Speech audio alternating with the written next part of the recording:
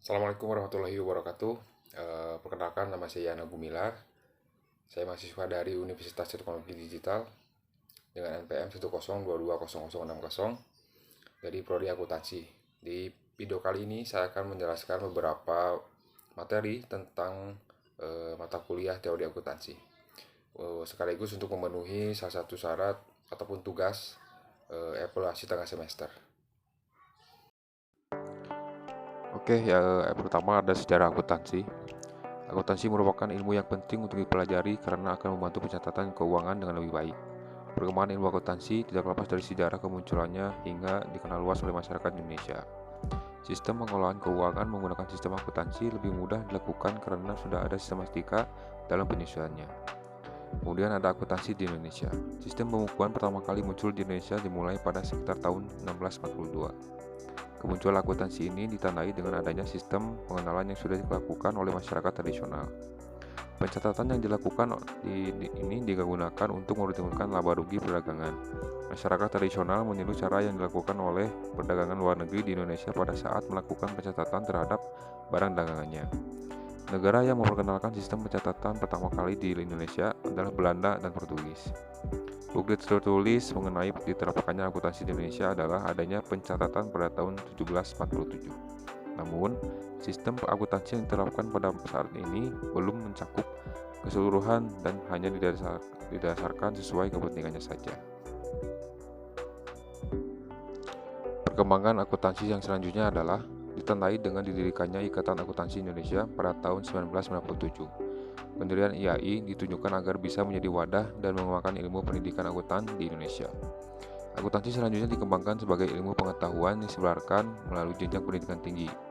Bentuk perkembangan lainnya adalah dengan banyaknya bisnis mulai dari sektor UMKM sehingga perusahaan besar yang menggunakan sistem akuntansi dalam pelaporan keuangannya. Setiap negara mempunyai sistem akuntansi tersendiri yang diselesaikan dengan kemudahan pencatatannya. Sistem akuntansi yang digunakan oleh Amerika Serikat adalah Anglo-Saxon, sementara negara Belanda menganut pada kontinental. Pada mulanya, Indonesia menganut sistem kontinental sebab pada saat itu sedang berada dalam kendali pemerintah Belanda pada masa penjajahan. Sistem kontinental ini menganggap bahwa proses pembukuan merupakan bagian dari ilmu akuntansi. Dan berikutnya ini ada prinsip akuntansi Indonesia. Pengembangan standar akuntansi keuangan di Indonesia dimulai sejak tahun 1973 dengan dibentuknya panitia penghimpun bahan-bahan dan struktur GAAP dan GAAS. Menjelang pengaktifan pasar modal di Indonesia pada tahun 1974 sebagai wadah profesi akuntansi yang senantiasa mengubah tantangan menjadi peluang bagi kemajuan akuntan dalam dunia bisnis. Ikatan Akuntan Indonesia kemudian membentuk Komite Prinsip Akuntan Indonesia serta melakukan kodifikasi prinsip akuntansi yang berlaku di Indonesia dalam suatu buku, yaitu Prinsip Akuntansi Indonesia ataupun PAI yang mengacu pada US GAAP. Seiring dengan perkembangan pasar modal yang bergerak dengan pesat, Komite PAI juga menerbitkan standar akuntansi khusus untuk industri dan badan hukum tertentu, antara lain standar akuntansi dana pensiun, perkoperasian, asuransi kerugian, minyak dan gas bumi, sewa guna usaha, perbankan, kehutanan, dan lain-lain. Dan berikut adalah sejarah standar akuntansi keuangan. Pada tahun 1994, IAI melakukan revisi total terhadap PAI dan melakukan kodifikasi dalam buku Standar Akuntansi Keuangan atau SAK yang mulai berharmonisasi dengan standar akuntansi keuangan internasional. Perubahan nama dari PAI menjadi SAK dilakukan dengan pertimbangan bahwa prinsip lebih bersifat baku dan memberikan konsep dasar penyusunan standar sedangkan standar bersifat lebih fleksibel dan dapat berubah sesuai dengan dinamika bisnis. Karena pergantian nama tersebut, Komite PAI lalu juga berganti nama menjadi Komite SAK.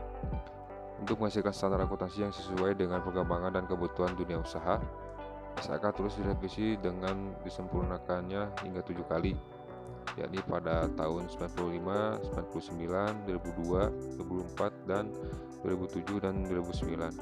Pada tahun 1998, Komite SAK lalu diubah menjadi Dewan Standar Akuntansi Keuangan atau DSAK yang diberikan otonomi untuk menyusun dan mengesahkan SAK. Dan berikutnya ada definisi akuntansi. Yang pertama dilihat sebagai seperangkat pengetahuan, mempelajari perekayasaan penyediaan jasa berupa informasi keuangan dalam suatu lingkungan ekonomi. Dalam sebagai proses penyediaan dan pelaporan informasi, pengidentifikasian, pengesahan, pengukuran, pengakuan, pengklasifikasian, penggabungan, penguraian, peringkasan, dan penyajian data keuangan dengan cara tertentu. Kemudian dilihat dari sudut pandang problem solve one. Ada perekayasaan penyediaan jasa, informasi, laporan keuangan kuantitatif, unit organisasi, bahan olah akuntansi, transaksi keuangan, memproses data keuangan, pihak berkepentingan dan cara tertentu, dan dasar pengambilan keputusan. Dan berikutnya ada konsep akuntansi dari sudut pandang seni, sains, dan teknologi. Yang pertama dari sudut akuntansi sebagai seni. Akuntansi merupakan keterampilan mengerjakan sesuatu atau menerapkan suatu konsep atau pengetahuan yang memerlukan perasaan, intuisi, pengalaman, bakat, dan pertimbangan ataupun judgement.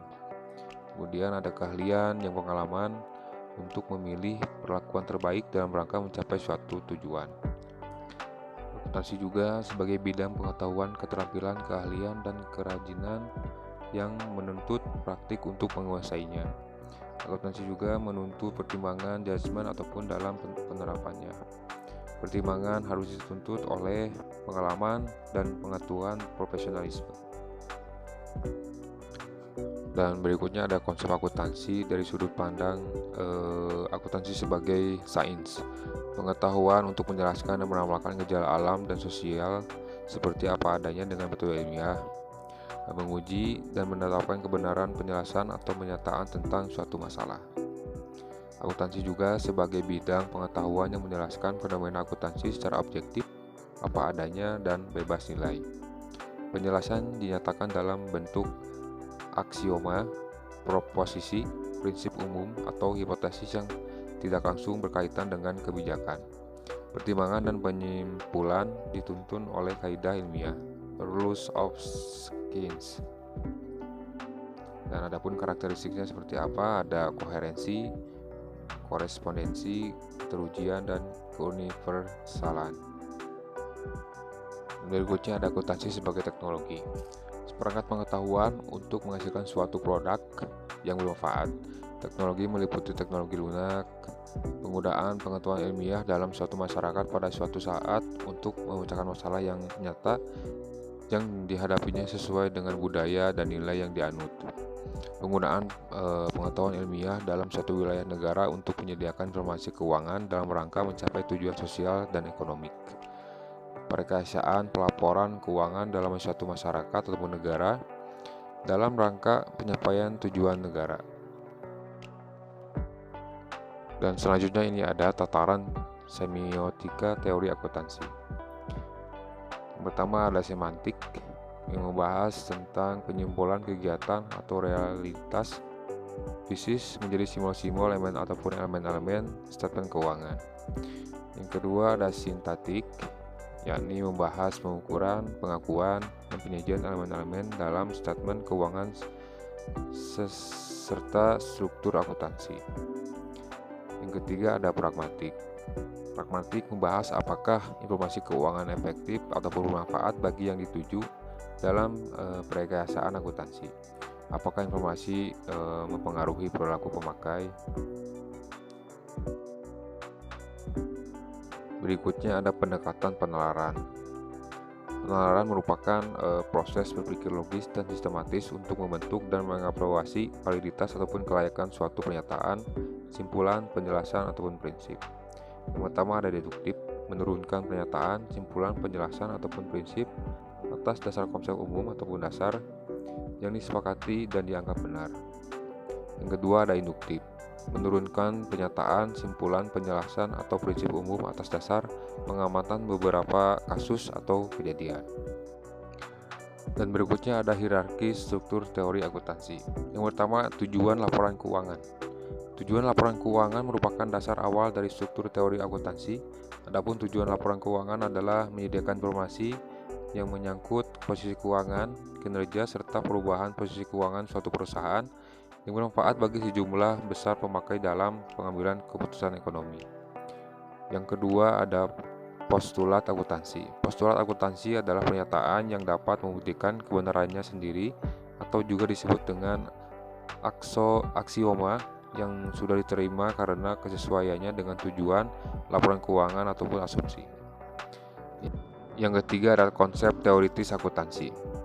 Landasan yang berlaku umum sehingga diperoleh suatu kesatuan analisis, pandangan, dan pendapat baik oleh penyaji informasi keuangan maupun pihak-pihak yang memerlukannya yang menggambarkan sifat-sifat akuntansi yang berperan dalam ekonomi.